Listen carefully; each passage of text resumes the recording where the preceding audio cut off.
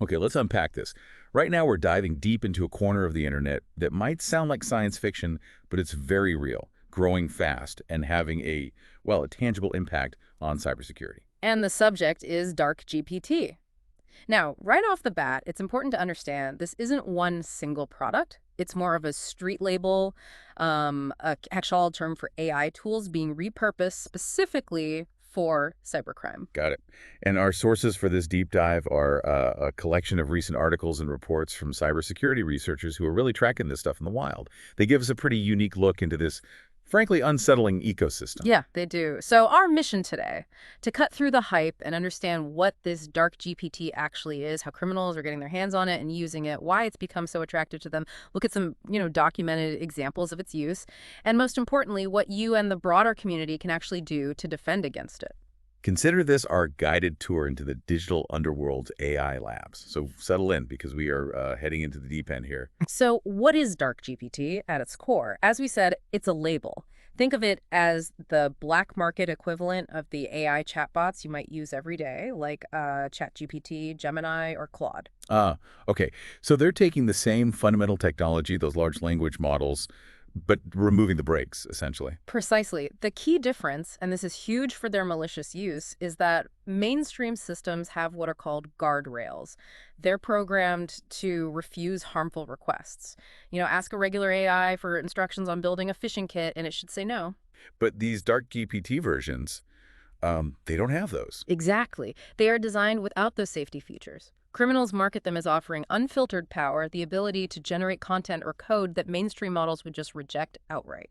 And it's not one specific piece of software, you said, more like a category. It's definitely a family of tactics. Yeah. Picture that Venn diagram where large language models and stuff criminals want to do overlap. That's the space DarkGPT occupies. It manifests in different ways. And where are people finding these? Not on the regular app store, I imagine.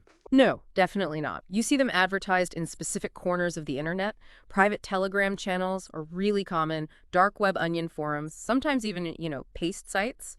They're pitched heavily to beginners because they lower the technical bar significantly. Right. And we saw specific names emerge pretty early on, didn't we? By mid-2023, law enforcement and analysts were flagging things like WormGPT and FraudGPT. Yes, those were some of the first widely publicized instances where tools were explicitly marketed under this kind of malicious AI umbrella, sort of setting the stage for what we're seeing now. Okay, so we know what it is conceptually. How are these tools actually being built and used by cybercriminals? The sources break down a few different approaches, and there's a big contrast in how much effort is involved, right? There absolutely is. One method, which requires more skill, is creating what they call pure clones. Pure clones, Yeah. like building their own model from scratch. Well, not quite from scratch, but taking an existing open source model, something freely available, like GPTJ, stripping out any safety features, and then fine-tuning it. Fine-tuning it. How? They train it specifically on malicious data sets, repositories of malware code, collections of phishing email templates, dumps from criminal forums, that kind of thing. WormGPT, for example, reportedly took this path. It takes technical know-how and computing power, but it's doable. That sounds like a lot of work, though. Is there an easier way? Because criminals often like the easy way. Oh, for sure. And this is where it gets really interesting. The most common method now seems to be jailbreak wrappers. What's a jailbreak wrapper? Sounds like something for a phone. Kind of similar concept, maybe. Instead of modifying the core AI model itself, you just use a simple script that aggressively prompts a legitimate mainstream AI model. It basically bombards the AI with carefully crafted text designed to trick or coerce it into ignoring its own safety policies and generating the harmful output anyway. Wait, so you're not building anything new? You're just building a really persistent, tricky prompt to fool the original AI. Exactly. And because they're so simple, often just a few lines of Python code, they are incredibly cheap. The sources mention seeing them sold for as little as $10 on forums. $10? Yeah. Easier than baking sourdough, one analyst apparently put it. That's a really low barrier to entry. Okay, cheap wrappers. Yeah. What else is out there? Then you've got stolen credentials. Some actors aren't building wrappers or cloning anything. They're simply selling access to compromised API keys for mainstream services like OpenAI or Anthropic. API keys. Like the keys developers use to access the service. Exactly. They'll package this up, give it a cool name like DarkGPT.com or DarkGPT generator, and then charge users a fee to run their malicious queries using a key that was probably stolen from some legitimate company or developer. So you're just paying someone to violate the original AI service's terms of service on your behalf using stolen access? Nasty. Precisely. And then, sadly, there are the straight-up scams. Just fake listings. Of course. Vaporware. Yep. Listings on forums promising a DarkGPT tool, but when you buy it, you find out it doesn't exist, or worse, it requires you to supply your own legitimate API key to even work. So you've just paid the scammer for nothing, and you're still the one risking violating terms if you use your own key that way. Right. But regardless of the method, it sounds like the goal is always the same. Bypass safety to enable crime. Absolutely. Remove those ethical breaks, crank up the model's creativity temperature maybe, and turn the language model into a tool for generating malicious content. And the sources make it pretty clear that the cheaper, lower effort methods, those wrappers and stolen keys, are becoming dominant precisely because of that low barrier to entry. You can really see the difference this makes when you compare a mainstream AI with one of these DarkGPT tools side by side.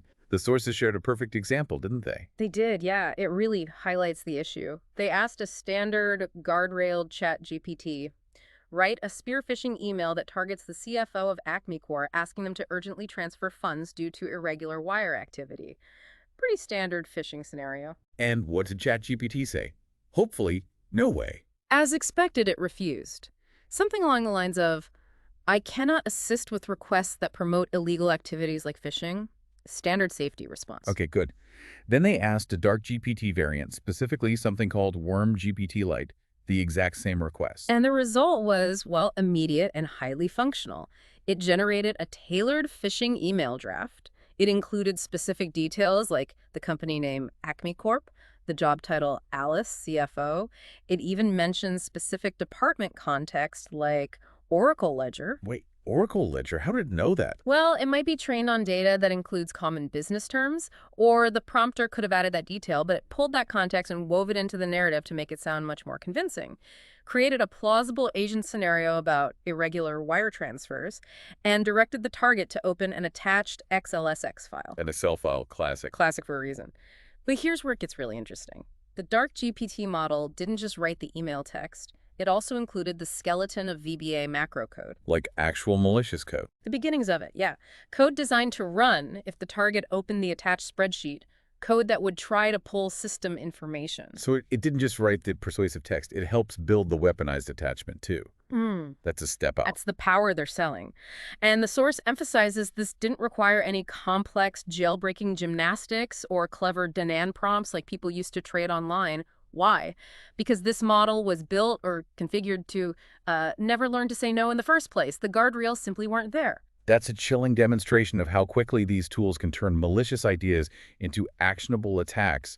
How did we even get here? This isn't something that just appeared overnight, right? No, it definitely has a history, albeit a short and rapidly evolving one.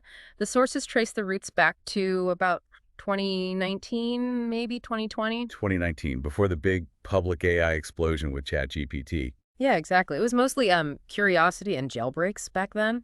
Researchers and hobbyists were experimenting with early large models like GPT-2 and GPT-3, finding vulnerabilities or clever prompts to bypass their early, less sophisticated filters. They'd trade tips and prompts on places like Reddit. More experimental. That feels like a testing phase, almost academic. Yeah. What was the catalyst for things escalating into actual criminal tools? The seismic shift, no question, came in November 2022 with the public release of ChatGPT. That changed everything, didn't it? Suddenly everyone was talking about AI. Absolutely. Yeah. Suddenly, powerful, capable language models were accessible to basically everyone on the planet. And the efforts to bypass safety features just exploded. Within weeks, those Dan or Do Anything Now prompts designed to circumvent content policies were everywhere, on Twitter, Reddit, you name it. So the public availability of powerful AI led directly to a surge in finding ways to misuse it. Makes sense. When did the term DarkGPT itself start showing up? The concept of a dedicated criminal AI really gained public steam around March 2023. Someone on hack forums claimed to have trained their own DarkGPT on exploit knowledge, asking for $200. Now, no proof ever surfaced, but the idea, the myth, was born. The seed was planted. When did it become, real and verifiable? June 2023. That's when TrustWave analysts identified WormGPT in the wild. And was that one of the pure clones you mentioned? Yes, confirmed as a GPTJ variant that's an open-source model fine-tuned on malicious datasets. It was offered as a subscription service for $60 a month, pitched with the very direct tagline, "Make malware, not excuses." Wow, not exactly subtle. And then came FraudGPT just a month later in July 2023. Correct. Launched by a Telegram group calling themselves the Cash Flow Cartel. They sold packages ranging from $90 a month up to $1,700 a year, promising everything from automated SMS scams to zero-day exploit information and even ransomware builders. This was likely using wrappers or stolen keys, probably lower effort than actually training a model like WormGPT claimed. And 2024 seemed to be the year of copycats then, just a flood of them. A huge wave, yeah. Names like Evil GPT, Bad GPT, DarkBERT, Penister GPT popped up everywhere. Security firms like Trend Micro reported that criminals were largely abandoning real training because it was just too difficult and expensive, and instead relying on Jailbreak as a service. Most of these 2024 names were either those simple wrappers or just outright scams preying on the hype. So the market kind of shifted towards easier, cheaper options. And looking ahead into 2025, what's the trend the sources see now?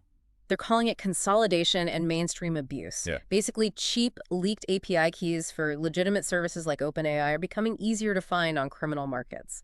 This makes it simpler for attackers to just use standard accounts but pair them with refined jailbreak prompts.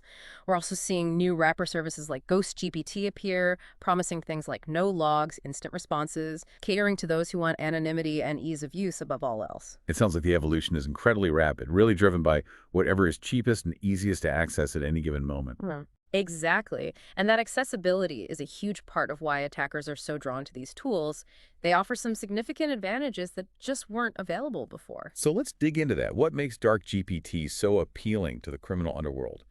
What superpowers does it give them? Well, first, as we saw, phishing on Autopilot. Right, we saw that with the CFO email example. Much more convincing. Exactly. Generic phishing emails are often easy to spot these days. DarkGPT allows criminals to personalize lures at scale using publicly available data. You feed it someone's LinkedIn profile, maybe some company info, and it can generate an email incorporating their job title, connections, recent projects, making it far, far more convincing. The All Source describes this as turning business email compromise, or BEC, into a kind of conveyor belt operation. That makes it much harder for the target to trust their instincts that something is off. Okay, what about malicious code? You mentioned malware in minutes. Yes. While it might not write a fully novel, complex malware suite from scratch, AI can definitely help generate variations of malicious code. Need an obfuscated PowerShell script that basic antivirus might miss? The bot can draft one. Want steps or code snippets for building polymorphic ransomware malware that changes its code to avoid detection? Ask the AI. It can even suggest anti-analysis tricks based on, say, reading Defender analysis repositories online. It significantly lowers the bar for crafting certain types of malware. That's deeply concerning. How else are they using it? Any other major uses? Yeah, credential mining. This is a big one. Criminals constantly acquire massive dumps of stolen data from infostealer malware. Sorting through millions of stolen usernames and passwords manually is incredibly time-consuming. Right, finding the needle in the haystack. Exactly. But point a DarkGPT clone at the data and ask it to, say, find all VPN credentials for companies worth over $1 billion, maybe sorted by industry. Within seconds, you have a highly valuable, prioritized target list. It's about efficiency and exploitation. Okay, efficiency. And beyond direct hacking or fraud, what about disinformation factories? Absolutely. Generating believable social media posts, comments, or even fake news articles at scale, written in natal slang, complete with relevant hashtags and cultural references.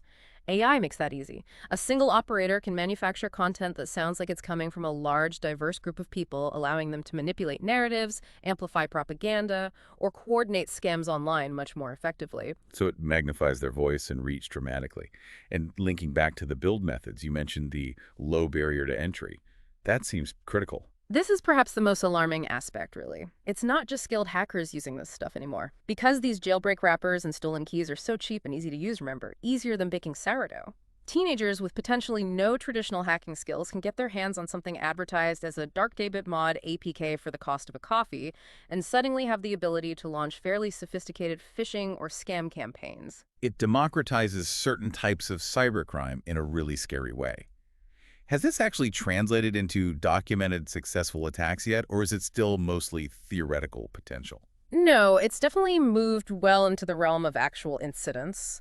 While there hasn't been, a single massive AI-caused catastrophe that we know of yet, we absolutely have documented cases where these specific tools were used to facilitate real crimes with real victims. Okay, let's hear about some of those. Give us the specifics. One key example the sources point to is a business email compromise spree in Southeast Asia during the fourth quarter of 2023.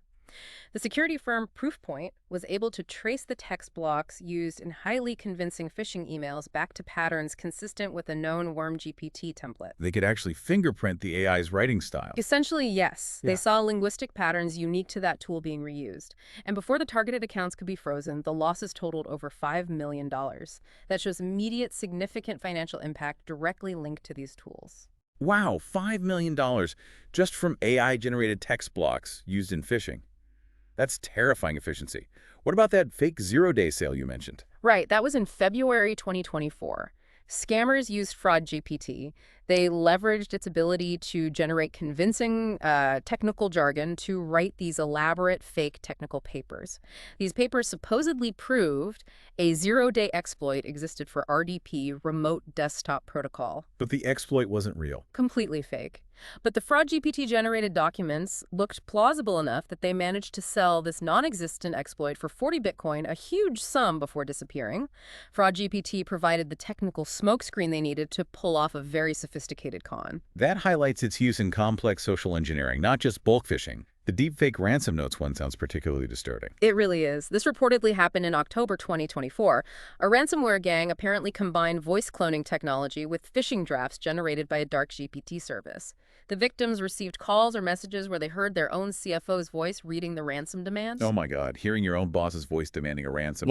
Exactly. The psychological pressure that creates likely significantly increased the probability of payout, although the specific amounts weren't disclosed in the source.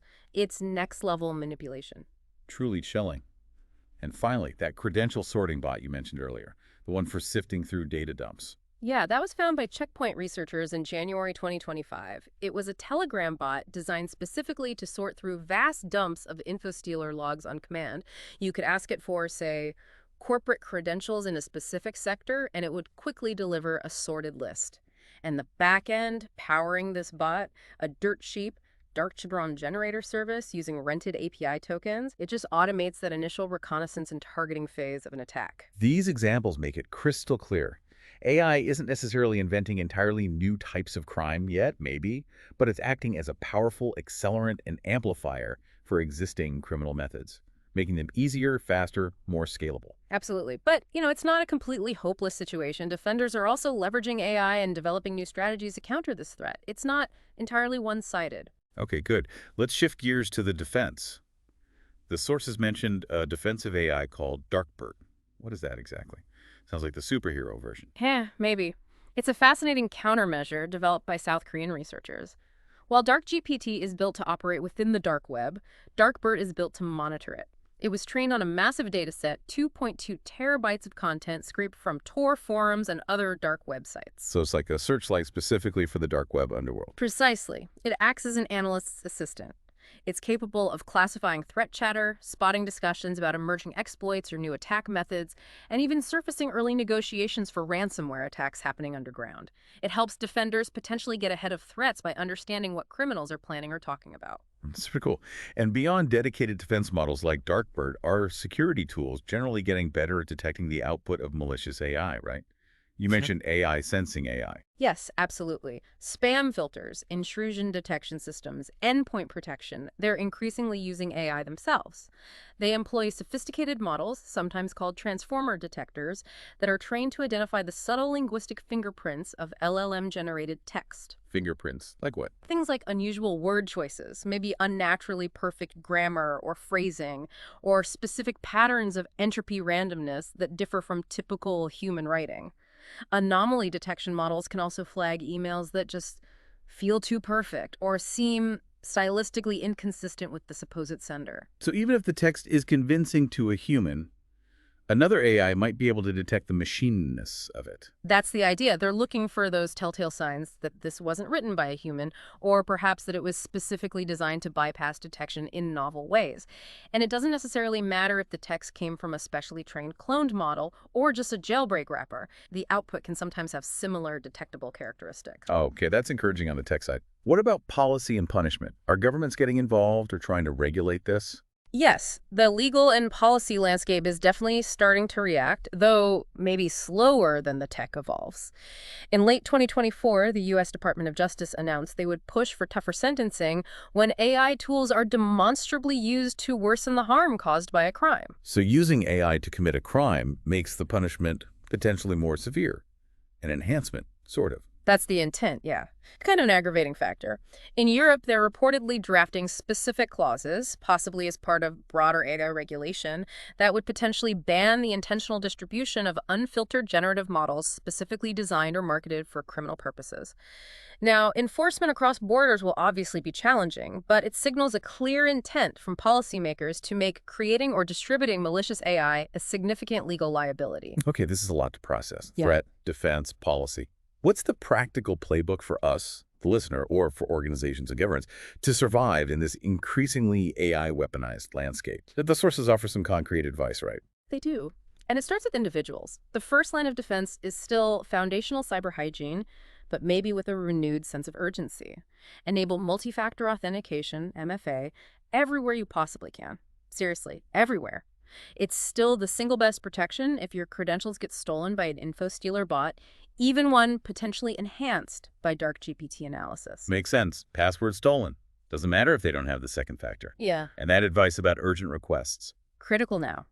Double-check any urgent request you receive, especially those asking for financial transfers, login details, or any sensitive information, even if it sounds exactly like someone you know and includes familiar details. Remember those phishing examples? DarkGPT is good at mimicking human communication and adding personalization. Always verify through a separate channel, pick up the phone, use a different messaging app, walk down the hall. Keep systems patched too, I assume. The basics still matter. Absolutely. Attackers still rely on known, unpatched vulnerabilities as entry points, even if they use AI for the lure. And be mindful of your digital footprint. The sources bluntly note that DarkGPT eats oversharing for breakfast. The more personal data you share publicly on social media, the more ammunition these tools have to craft highly personalized and convincing phishing lures targeted specifically at you. Lock down privacy settings. Good advice. What about for companies? How should they prepare their defenses? Well, training staff remains crucial, but the training needs to evolve. Don't just use generic, outdated phishing examples. Use realistic simulations that mimic the sophisticated, personalized lures that can be generated by DarkGPT. Make sure employees see what these actually look like. And deploy better filters. Yes. Deploy AI-driven mail filters, specifically looking for those subtle linguistic oddities. We talked about the signs of machine generation, unnatural perfection, weird phrasing in email text. The tech exists. Use it. Network segmentation is also key, right? Limiting the blast radius. Hugely important. Segment your networks properly. If one credential gets stolen or one system is compromised, proper segmentation can prevent an attacker from easily moving laterally across your entire organization and causing widespread damage. Don't let one breach become a total takeover. And auditing internal AI use. That seems like a newer concern. It is, and it's critically important. If employees are using mainstream generative AI tools like ChatGPT or others for work tasks without clear policies or security oversight, that shadow ChatGPT use becomes a shadow vulnerability. If one of those employee accounts gets compromised, the attacker potentially gains access to a legitimate AI tool that might already be configured for work-related tasks, or contains sensitive company data in its history, making misuse even easier. You need visibility and policy. Right. Okay, switching to governments. What's on their playbook according to the sources? Intelligence sharing is paramount. Attackers using AI move incredibly fast at model speed, as the sources vividly put it. Governments and security agencies internationally need to share information about observed tactics, indicators of compromise, and new AI tools being used by criminals just as quickly, if not faster. Bureaucracy can't be the bottleneck here. And funding the good guys' AI. Yes. Invest strategically in defensive AI research. We need more DarkBERT, less bureaucracy, as one source phrased it. Developing and deploying AI tools specifically designed to detect and counter malicious AI activity is essential. And align penalties with the impact of the crime. If a criminal uses a cheap DarkGPT mod APK to facilitate stealing millions of dollars, the sentencing should reflect the amplification and the massive harm caused by the AI tool, not just treat it as a simple low-level theft case. Makes sense. Finally, for industry, the company's actually building and deploying these powerful AI models. What's their role? They have a significant responsibility too. First, practical things. Rotate API keys frequently and implement robust monitoring for suspicious usage patterns that might indicate a key has been compromised and is being used maliciously. Don't make it easy for stolen keys to be abused for long. And improving safety. Absolutely. Expand bug bounty programs to specifically reward researchers who find jailbreaks or other vulnerabilities in model safety features. Incentivize finding the flaws before criminals exploit them widely. What about baking in detection mechanisms, like watermarking? They should explore technical solutions like embedding invisible watermarks into AI outputs. This could potentially help identify the source of malicious text or code later on during investigations. And crucially, they need to be transparent. Publish red team guides, share information openly about the latest techniques criminals are using to misuse AI so defenders globally know what to look for. It's about building safer AI and providing the broader ecosystem with the tools and knowledge to counter its misuse. Okay, so as we bring this deep dive to a close, it's clear we're in a really dynamic, rapidly evolving space. The sources frame it as an arms race, but the nature of the weapon itself seems to have shifted. It really has. It's not just about exploits and traditional malware anymore. It feels like language itself has been weaponized at scale. Yeah. Criminals can now essentially outsource creativity to silicon for things like social engineering and scale those efforts like they would rent cloud storage for data. That's a fundamental change. It is. It's a shift in how these attacks are crafted and deployed. That sounds, well, pretty daunting, frankly. Are there reasons for optimism, according to the sources? Any silver linings here? Yes, there are, thankfully. First, the current rogue models and wrappers aren't perfect. They often rely on outdated model weights, or the stolen keys they use can eventually be identified and revoked. They're not infallible magic boxes. Second, defenders are catching up. They now have their own powerful LLMs to work with, and they can apply decades of cybersecurity lessons learned to this new threat surface. The defensive side isn't starting from zero. And the public conversation is shifting too, right? Yeah, that feels important. It is really important. It's moving beyond just being impressed by what AI can do to demanding that AI labs prioritize robust safety engineering and responsible deployment from the outset. There's more pressure now for safety by design. The arms race will definitely continue, though. You have to assume attackers will get better prompts, the models will get sharper, the data sets they use will get larger. No doubt they will. Right. But the sources argue, quite compellingly, I think, that the difference between DarkGPT remaining a serious, persistent headache versus becoming a truly existential threat will hinge on one critical factor: discipline. Discipline. Discipline from whom? Discipline across the board. Discipline from enterprises to consistently maintain strong cyber hygiene and robust security practices, doing the basics right. Discipline from governments to share intelligence rapidly and coordinate responses effectively. And discipline from the AI labs themselves to build safety in from the ground up and ship safer defaults, not just chase raw capabilities. If that collective discipline is present, the argument goes DarkGPT becomes a manageable challenge, not an overwhelming one. It really does come back to that provocative thought the sources left us with, a quote originally about cryptography, I believe. Yeah. Math isn't the enemy, misuse is. Exactly. Language models at their core are just math at an incredible scale. Yeah. And like any powerful technology, they have the potential for incredible good, to heal, to educate, to connect people. But they also carry the potential to hurt, to exploit, to deceive. And the sources make the point that the ultimate choice, the morality, isn't really inherent in the code itself, but in the hands that deploy it. Who chooses to use it for good or ill? Which brings us back to that practical advice. Keep your guard up and maybe, just maybe, keep your prompts ethical.